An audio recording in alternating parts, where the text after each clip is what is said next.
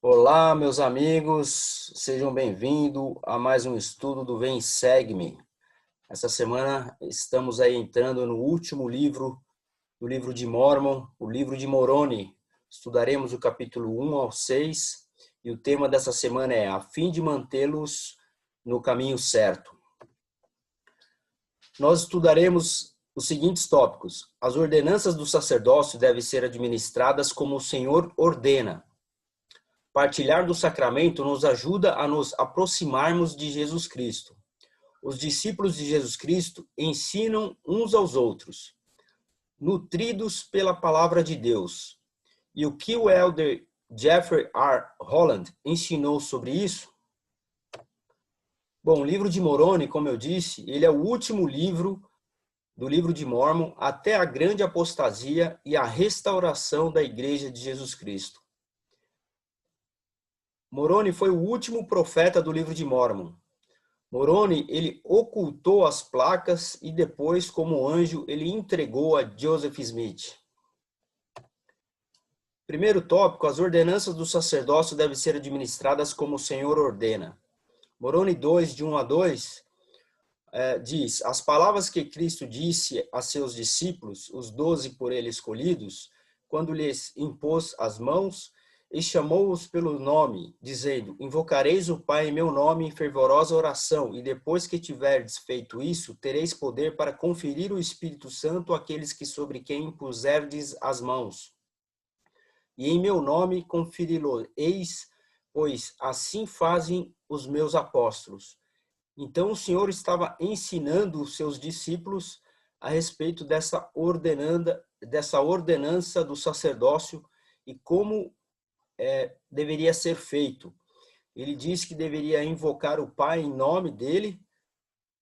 Depois que tiver feito isso, conferir o Espírito Santo a todos aqueles que fossem batizados na igreja, deveriam receber o Espírito Santo através da imposição das mãos, como nós vemos aí na imagem ao lado direito. Eu acabo de chegar de uma designação através do meu chamado, eu sou membro do Sumo Conselho atualmente, aqui da Estaca Cotia, acabo de vir da ala de Ibiúna, e tive essa oportunidade hoje de participar dessa ordenança, que é a confirmação para recebimento do dom do Espírito Santo, exatamente essa escritura. Sou muito grato por isso.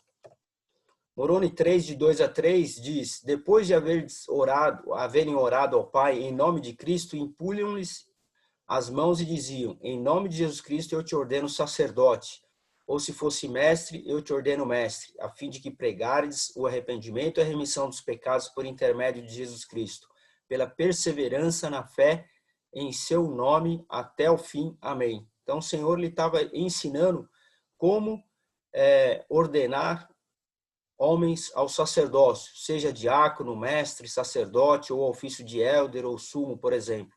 Então o Senhor ele deixou bem claro como realizar essa ordenança do sacerdócio, através da imposição das mãos. Qual a preparação necessária para se qualificar para o batismo? Sabemos que o batismo é uma ordenança realizada pelo portador do sacerdócio também, e Moroni escreveu que somente as pessoas que desejam arrepender-se dos pecados e servir a Jesus Cristo podem ser batizadas. Então é sobre essa escritura que a gente vai estudar agora. E disse, no versículo 1 do capítulo 6, e agora fala a respeito do batismo. Eis que eram batizados élderes, sacerdotes e mestres, e não eram batizados a menos que seus frutos mostrassem serem eles dignos do batismo. Nem recebiam pessoa alguma para o batismo, a menos que se arrependesse, a menos que se apresentasse com o coração quebrantado e um espírito contrito, e testificasse à igreja que verdadeiramente se havia arrependido de todos os seus pecados. E ninguém era recebido para o batismo, a menos que tomasse sobre si o nome de Cristo com a firme resolução de servi-lo até o fim. Eu sou um converso na igreja, me batizei em 1997, pude receber uma revelação de que aquilo que os elders estavam me ensinando era verdade, e de lá para cá eu tenho sido muito abençoado, foi a melhor decisão, a melhor escolha que eu fiz na minha vida. E hoje, ao participar desse batismo hoje, como eu disse na aula de Biúna, conversei com essa moça que tem 17 anos, que foi batizada, ela conheceu o evangelho através da internet, pude testificar para ela que essa foi a melhor escolha que ela fez na vida dela, não tenho dúvida nenhuma. Eu sou muito grato por ter feito essa escolha há 23 anos atrás e por ter criado minhas filhas e minha família no Evangelho. Partilhar do sacramento nos ajuda a nos aproximarmos de Jesus Cristo. Ele escreveu que muitas coisas importantes, inclusive as palavras da oração do sacramento. Então, Moroni deixou aqui no versículo 3 do capítulo 4 a oração da ordenança do sacramento. Diz assim: ó Deus Pai eterno, nós te rogamos em nome de teu Filho Jesus Cristo que abençoe e santifiques este pão para as almas de todos os que partilharem dele, para que o comam em lembrança do corpo de teu Filho, e testifiquem a ti, ó Deus Pai eterno, que desejam tomar sobre si o nome de teu Filho e recordá-lo sempre e guardar os mandamentos que ele lhes deu, para que possa ter sempre consigo o seu Espírito. Amém. Então essa é a oração da ordenança do sacramento, quando nós comemos do pão em lembrança do corpo de Jesus Cristo. A palavra-chave aí é lembrança do corpo, né? E tomar sobre nós o nome de Cristo e recordá-lo sempre. Então essas são as palavras-chave. Na ordenança da água, nós também lemos: ó Deus Pai eterno, nós te rogamos em nome de teu Filho Jesus Cristo que abençoe e santifiques este vinho, é o que está na Escritura. Mas através da revelação moderna, nós substituímos por água. Então nós bebemos água em lembrança do sangue de Jesus Cristo que foi derramado por cada um de nós, né?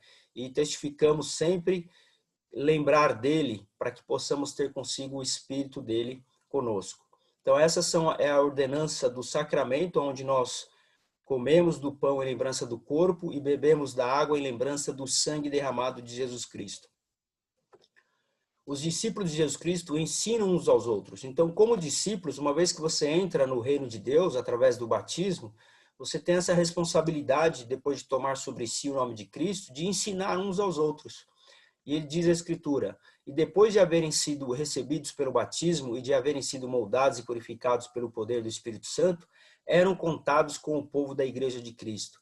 E em seus nomes eram registrados para que fossem lembrados e nutridos pela palavra de Deus, a fim de mantê-los no caminho certo e mantê-los continuamente atentos à oração, confiando somente nos méritos de Cristo, autor e aperfeiçoador de sua fé. Então, o objetivo uma vez que nós entrarmos, sermos recebidos pelo batismo, né, nós devemos ser nutridos pela boa palavra.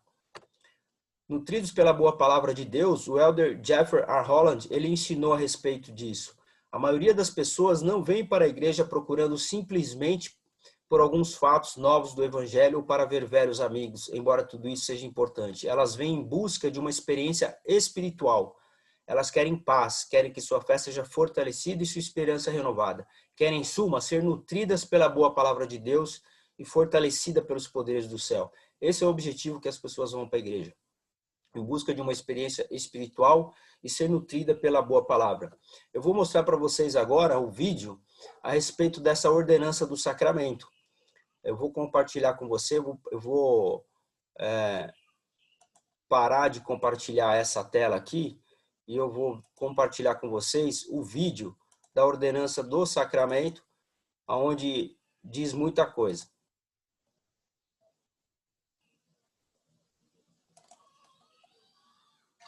Quando a última e especial ceia de Páscoa estava terminando, Jesus pegou o pão, abençoou-o e o partiu, e deu-o aos seus apóstolos, dizendo: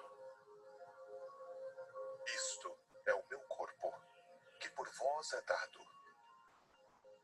Fazei isto em memória de mim.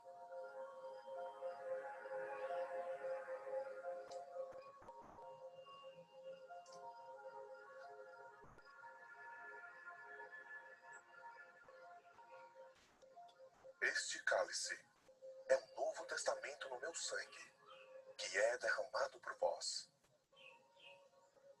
Fazei isto em memória de mim.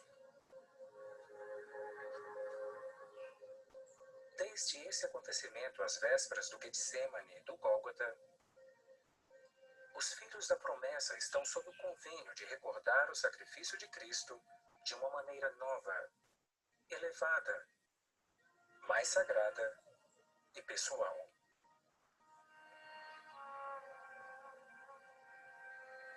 Com um pequeno copo de água, lembramos o sangue derramado de Cristo e da intensidade de seu sofrimento espiritual, a angústia que começou no jardim do Getsemane.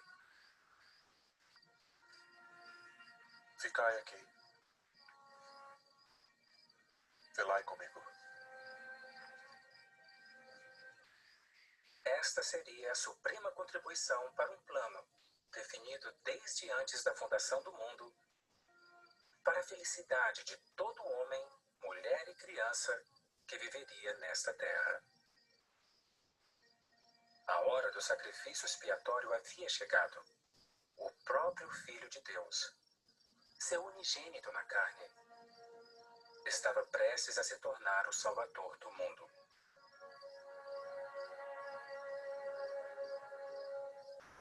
Pai,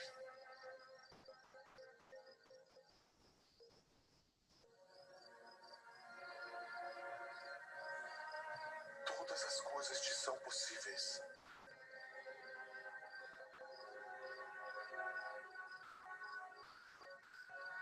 Afasta de mim este cálice.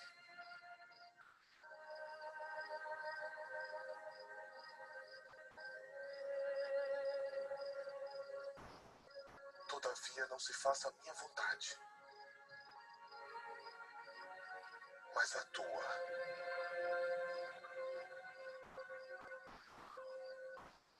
O sofrimento espiritual do Salvador e o derramamento do seu sangue inocente, oferecido de maneira tão amorosa e espontânea. Cristo sofreu pelos pecados, pesares e dores de toda a família humana, provendo remissão para todos os nossos pecados, sob a condição de obediência aos princípios e ordenanças do Evangelho que ele ensinou. Com o pão sempre partido em pedaços, abençoado e oferecido primeiro, lembramos de seu corpo ferido e seu coração quebrantado.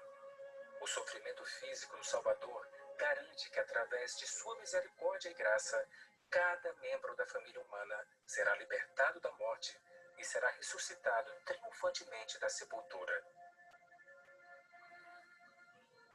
E certamente, essa é a razão pela qual essa ordenança em particular, com seu simbolismo e representação, nos chega prontamente de modo mais repetitivo do que qualquer outra coisa. Por isso ela é chamada de a mais sagrada, a mais santa de todas as reuniões da Igreja.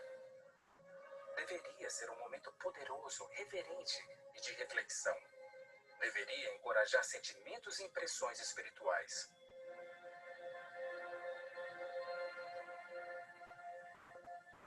Na linguagem simples e bela da oração sacramental, oferecida pelos jovens sacerdotes, a principal palavra que ouvimos parece ser lembrar.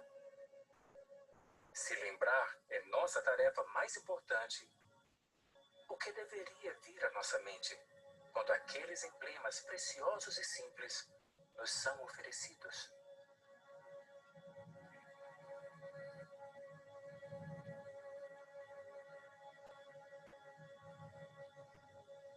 E isto fareis, e será um testemunho ao Pai, de que vos lembrais sempre de mim.